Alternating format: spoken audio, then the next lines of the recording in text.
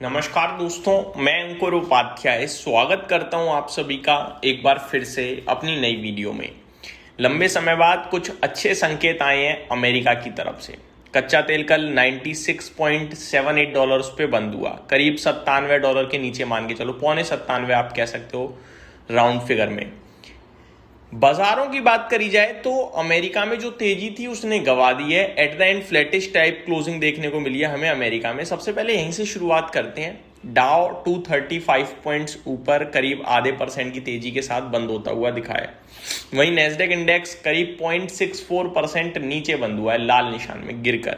S&P 500 flat, Russell 2000 में 1/3 गिरावट ही देखने को मिली और विक्स भी अमेरिका का बिल्कुल फ्लैटिश टाइप ही था।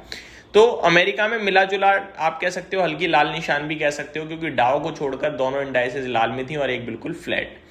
यूरोप में तेजी थी, लेकिन फिट्सी 0.9% ऊपर था, डेक्स 1.36% ऊपर था और कैक की बात करी जाए अगर 0.88% ऊपर था। यूरोप भी 0.82% ऊपर देखने को मिला है आप सभी को। तो यूरोप कल अच्छा कर गया, वहीं अमेरिका थोड़ा सा लाल निशान में चला गया और एशिया की तो कल हालत टाइट थी। अब कुछ बड़ी बातों के साथ शुरुआत करना चाहूंगा। सबसे पहले मैं आप सभी को बताना चाहूंगा एक दो अच्छे बयान जो आते हुए दिख रहे हैं, जो जानना समझना बहुत जरूरी है, वो समझते हैं। प्रेसिडेंट ट्रंप का बयान आया है और बड़े लंबे समय बाद वो ऐसा बयान दे रहे हैं जो हमें सुनने में पढ़ने में अच्छा लग रहा है। प्रेसिडेंट ट्रंप का जो बयान है दोस्तों, वो बयान ये कहता है कि अब जैसे जैसे दिन बीतते जा रहे हैं वैसे वैसे जो ईरान है वो बातचीत को लेकर सीरियस हो रहा है।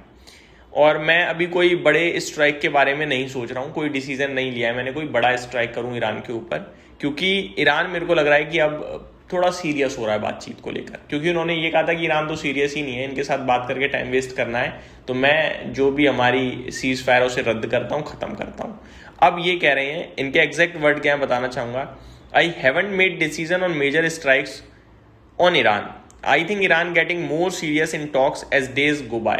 तो अब ये अच्छा ही साइन हुआ एक तरीके से प्रेसिडेंट ट्रम्प की तरफ से देखा जाए तो, कि शायद बातचीत के लिए आगे बढ़ रहे हैं। प्लस कल ही एक खबर ये भी आई थी कि पाकिस्तान को पुश किया जा रहा है बातचीत के लिए ईरान की तरफ, चाइना की तरफ से। चाइनीज जो है वो चाहते हैं कि यार ये सब ना हो, स्ट्रेट ऑफ हॉर्मोज वगैरह बंद बार बार ना हो। ईरान को भी उन्होंने बोला है, तो थोड़ा पुश किया जा रहा है दोबारा से बातचीत को लेकर। तो शायद एक बार फिर आपको जल्दी ही बातचीत होते हुए दिखे। अब फिर क्या आउटकम आएगा वो तो पता नहीं, लेकिन दोबारा हो सकता है दिखे आपको बातचीत। तो ये थोड़े संकेत अच्छे आए, लेकिन इस बीच में एक दुर्घटना भी हुई है, काफी नेगेटिव है हमारे लिए। न्यूज आते हुए दिख रही है कि इंडिया की एक वेसल पे अटैक हुआ है, यानी इंडिया की एक शिप पे अटैक हुआ है। और ये अटैक हुआ है दोस्तों 18 जुलाई को, अपडेट आई है कल।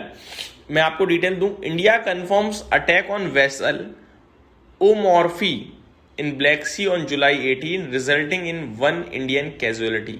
तो एक शिप है जिसका नाम है ओमॉर्फी, इस पे अटैक हुआ, एक क्रू मेंबर को भी हानि पहुंची है। टोटल 3 थे, एक हानि पहुंची है, 2 सेफ हैं। अब ये सबसे इंटरेस्टिंग पार्ट, ये अटैक स्ट्रेट ऑफ हॉर्मोज या लाल सागर पे नहीं हुआ है, ये अटैक ब्लैक सी में हुआ है। यानी ये यूएस ईरान के विवाद से रिलेटेड अटैक नहीं है। इंटरेस्टिंग है कि ये अटैक हुआ है ब्लैक सी में, और ये जो ब्लैक सी है ये आपका रशिया यूक्रेन के विवाद से रिलेटेड है। समझ रहे हो बात को? जो रशिया यूक्रेन का विवाद चल रहा है वहां पे है ब्लैक सी, और वहां पे आप ये मतलब इनडायरेक्टली है, अभी पता नहीं कि किसने किस पे अटैक किया था, बस ये है कि ब्लैक सी रशिया यूक्रेन का पार्ट है, उनके वॉर वहां पे हो रही है, वहां पे ब्लैक सी है, वहां से गुजर रही थी और अटैक हो गया है। ब्लैक सी में अलग से रशिया यूक्रेन वॉर की वजह से कमर्शियल शिप्स को रिस्क है, ये यही जैसा कि है। दोनों कॉन्फ्लिक्ट्स की वजह से दुनिया भर की मैरीटाइम सिक्योरिटी और शिपिंग इंश्योरेंस पर प्रेशर बढ़ रहा है। तो जो ओमॉर्फी है वो रशिया यूक्रेन कॉन्फ्लिक्ट से थोड़ा बहुत फर्क पड़ गया, क्योंकि अटैक उसका वहां पे हुआ है। तो ये डिटेल्स थी कुछ इंपॉर्टेंट जो हमें समझनी थी। अब आ जाते हैं स्टॉक स्पेसिफिक, क्योंकि भारी एक्शन चल रहा है बाजार में रिजल्ट्स के दम पर। आज तो बंद है, खैर सही है। आज के सेशन में पहले मैं रिजल्ट कैलेंडर शेयर करना चाहूंगा।